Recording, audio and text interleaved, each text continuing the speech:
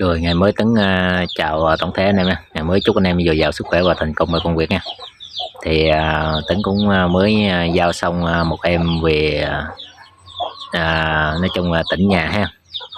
Thì cũng gửi lời cảm ơn anh, chúc anh có nhiều sức khỏe và thành công ở công việc nha. Thì mình cũng mới giao xong ha. Thì bây giờ em nó đã về nhà mới ha. Thì nói chung là chúc anh về gần Tết rồi, cũng chúc anh năm mới nói chung làm ăn làm gì được đó ha, nói chung là vậy ha. Rồi bây giờ quay cho cả nhà mình xem ha. Cảm ơn anh đã ủng hộ em ha.